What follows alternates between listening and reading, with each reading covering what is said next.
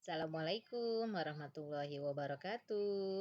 Selamat siang anak-anak. Mudah-mudahan kalian sehat walafiat semua ya. Dan masih tetap semangat belajar daringnya bersama Ibu dalam pembelajaran IPA. Baiklah anak-anakku, untuk minggu ini Ibu akan membahas tentang materi eksploitasi dan upaya menjaga lingkungan. Oke, kita lanjut.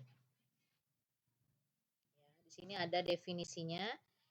Definisi dari eksploitasi adalah tindakan menggeruk semua sumber daya alam secara berlebihan untuk memaksimalkan keuntungan demi memenuhi kebutuhan manusia.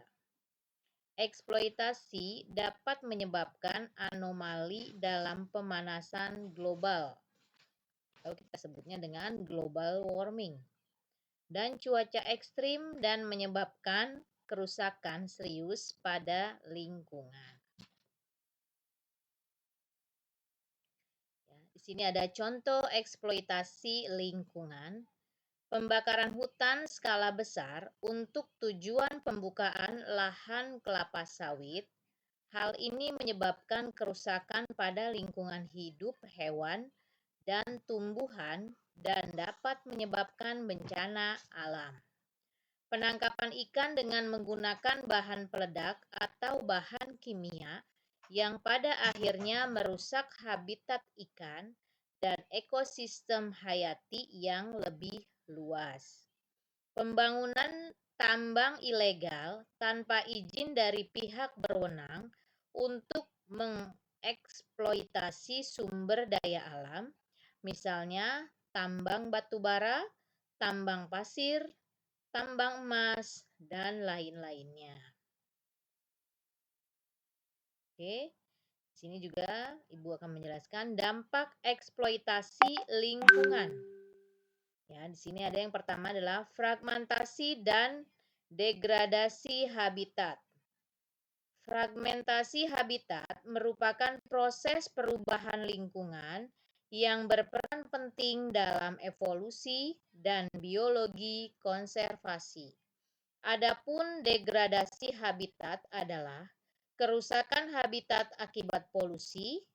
Polusi yang terjadi dapat berupa polusi udara, polusi air, dan polusi tanah. Yang kedua adalah tergantungnya aliran energi di dalam ekosistem.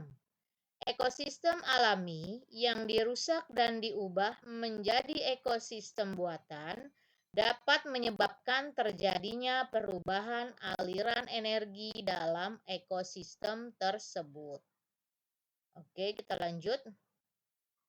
Yang ketiga adalah resistensi beberapa spesies yang merugikan, yaitu penggunaan pestisida dan antibiotik secara berlebihan untuk membunuh populasi organisme yang merugikan.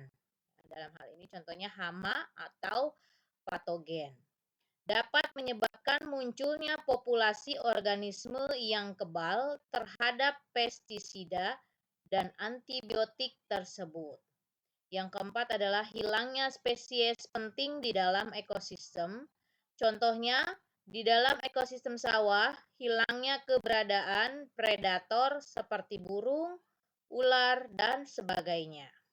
Yang kelima adalah introduksi spesies asing. Ya, di sini introduksi spesies asing juga dapat merugikan karena terkadang di dalam ekosistem yang baru, spesies tersebut tidak memiliki predator yang alami. Oke, kita lanjut. Ya. Yang keenam adalah berkurangnya sumber daya alam terbaharui. Walaupun memiliki sifat dapat diperbaharui, penggunaan dan eksploitasi secara berlebihan dapat menurunkan jumlah dan kualitas baik semakin berkurang. Contohnya di sini adalah kayu, tanduk, gading, dan sebagainya. Yang ketujuh adalah tergantungnya daur materi di dalam ekosistem. Meningkatnya aktivitas manusia di dunia berpengaruh terhadap daur biogeokimia. Sebagai contoh, daur karbon yang terganggu akibat semakin banyaknya penggunaan bahan bakar. Oke.